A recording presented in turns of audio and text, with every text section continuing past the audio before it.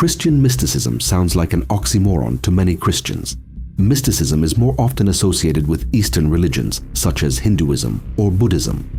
Seeking solitude and connecting with a supreme being through meditation are common practices in Eastern religions. The Christian churches do not want to touch this mysticism. But why does mysticism get a bad rap for Christians? Why does the church so vehemently avoid it? The reasons can be several. Epistemological issues, theological neglect, practical complications, and the influence of non-Christian thoughts are just some of the major problems. The main criticisms are directed at the fact that initiates of Christian mysticism often rely more on subjective experiences and unique encounters with God than on the general principles embodied in the Orthodox Christian faith. This is not to say, however, that Christian mysticism has not played a significant role in church history. On the contrary, there have been times of deliberate avoidance and even purging of Christian mystical practices. Many consider mysticism to be a practice more akin to Eastern religions. Contrary to this view, it appears that Christianity probably has a more solid claim to mysticism than any other religion. But how so? Well, Christianity is the only faith that claims to have God in the flesh, God made man. This is also the main goal or objective of many Christian mystical schools. Essentially, to become one with God and become a god. Evelyn Underhill, in his handbook, Practical Mysticism, explains mysticism this way. Mysticism is the art of union with reality, and above all the science of love. The state, therefore, to which the contemplative soul aspires and reaches is a state of being, not of seeing. Just as the bodily senses have come into being under the pressure of the physical environment upon man, and their real purpose is not the increase of his pleasure or knowledge, but the perfection of his adaptation to those aspects of the natural world which affect him, so the use and meaning of the spiritual senses are strictly practical. These, when developed by proper training, reveal to man a certain degree of reality, not that he may behold it, but that he may react to it, learn to live in it, with it, and for it, grow and develop in more perfect harmony with the eternal order, until at last, like the beatified of Dante's vision, the clarity of his flame responds to the ineffable radiance of the illuminating light. Bernard McGinn, an American Roman Catholic theologian, explains why Christian mysticism is fascinating and the reasons why people would be inclined to engage in it. He says, mysticism is a special consciousness of the presence of God that results in a transformation of the subject who receives it. It is not enough to have wonderful theories about God. An authentic mystical encounter radically changes us and our way of life, our politics, relationships, and economics. Mysticism was a practice practiced by many followers of Christ, each of whom held slightly different views. Of course, Christian mysticism was not a one-time thing, but rather a collective effort of various people over nearly 2 millennia. Who were these Christian mystics? How did they contribute to the development of the faith? And what has happened over the years? One of the clearest examples of the beginning of the suppression of mystical knowledge is the persecution of the Gnostics in the early centuries of Christianity. Gnosticism offered an alternative version of Christianity where salvation and knowledge, gnosis, were not achieved through the church but through personal revelation and spiritual enlightenment. Gnostics believed that the God of the Old Testament had created a material world that was wicked and that true salvation was liberation from that world. However, the church saw this teaching as a threat to its authority. If everyone could reach God on his own through inner knowledge, where was the role of priests and church rituals? In response to this threat, the Council of Nicaea condemned Gnostic teachings as heretical. Gnostic texts were persecuted and destroyed. For example, the Gospel of Thomas, which contained mystical teachings different from the canonical Gospels, was banned, and long thought was lost until it was discovered in the 20th century in the Nag Hammadi manuscripts. These texts reveal the Gnostics' profound meditations on the divine nature of man and his relationship to the cosmos, knowledge that the church tried to hide. We've told you all this in detail in previous videos on the channel, so we move forward to the 12th century, where we witness something truly cruel. Imagine a time when spiritual enlightenment is not only a sin, but a direct threat to the existing order. a world in which seeking a deeper relationship with God is not a noble pursuit, but a crime worthy of burning at the stake. This is the reality of the Inquisition, the Catholic Church's secret weapon of total control over the minds and souls of millions. But who exactly was threatened by these mystical teachings? And why was the Catholic Church so obsessed with destroying them? The birth of the Inquisition took place in the 12th century when the Catholic Church began to feel a serious internal threat from mysticism. In a world where the ecclesiastical institution was the center of spiritual and political power, any movement that preached internal enlightenment was a threat to the established order. If everyone can discover God for himself, what is the role of popes, priests, and the ecclesiastical structure?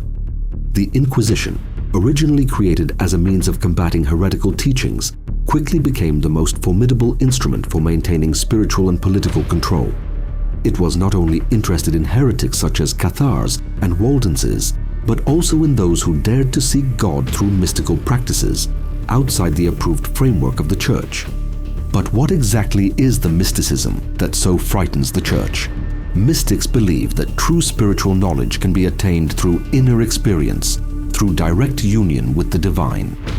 This is something that cannot be learned or received from priests, nor through formal doctrines or rituals. One of the clearest examples of this is Meister Eckhart, a German monk and mystic who preached that God can be found in the silence of one's own soul. Eckhart was born in 1260 in Germany and died in 1327 in France. He has been described as one of the greatest figures of all time in terms of his contribution to Christian mysticism. He is famous for having outlined the path of union between the individual soul and God. For Eckhart's charts, we'll probably need an hour-long separate video to explain them. Basically, it's good to know that transcendence refers to existence, unity, truth, and the good. In the case of his chart, it points to God or to traits of God's character. God is fundamentally characterized by existence and goodness, and existence, truth, and goodness are interrelated. Obviously, from a Christian perspective, God creates creatures. Transcendental qualities in creatures are analogically ordered to true transcendentals in God. Thus, the existence, unity, goodness, and truth of creatures depend on and draw from the existence, unity, goodness, and truth of God. Eckhart was a revolutionary thinker concerning the unity of the human soul with God. This was a challenge to traditional religious thinking at the time. He also describes the stages of the union of God and the human soul in a more understandable way, dividing them into 4 stages: difference, similarity, identity, and breakthrough. This framework provides structure to our own spiritual state and to the awareness of others. Understanding the 4 stages builds a platform for spiritual growth. Eckhart's mystical teachings and views were often resisted by the Church. At times, his views seemed to undermine the established dogmas of the Church. His advocacy of oneness with God and personal experiences with Him did not appeal to everyone. Eckhart also advocates living without a why, which means being content to live in the moment without necessarily striving for a particular outcome or goal. This proved unpopular even among church circles, and again, undermined the purpose and intentionality of the Church. Eckhart was accused of heresy. In 1329, Pope John XXII issued a papal bull or public letter condemning several of Eckhart's teachings as heretical. Particularly critical was his teaching that the human soul becomes one with God. Some church leaders feared that this teaching would lead people astray. Because of Eckhart's great influence, church leaders feared that his teachings might challenge traditional church doctrines and practices. None of this opposition, however, weakened Eckhart's efforts. His writings have remained popular through the ages.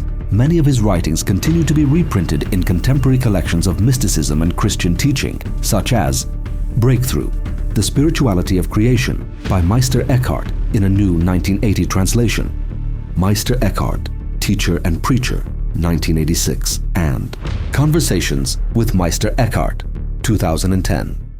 Eckhart left a lasting mark on many Christian mystics such as Johannes Tauler and Heinrich Suso, who followed in his footsteps.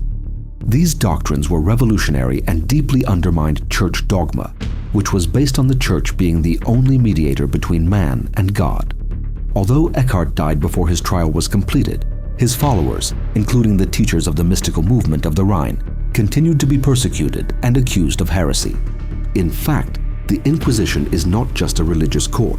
It is a mechanism for political and spiritual manipulation. Any form of spirituality that does not follow the line of official dogma is defined as heresy. The mysticism that enables the individual to find God within himself is a direct threat to the Church because it undermines its hegemony. Mystics like Giordano Bruno, who believed in the infinity of the universe and the existence of many worlds, were considered dangerous not only because of their spiritual beliefs, but also because of the new ideas they proposed about the cosmos and human existence. The Inquisition declared him a heretic and burned him at the stake in 1600 because his ideas were too revolutionary and threatened the foundations of official religion. However, it is not only philosophers like Bruno who are persecuted.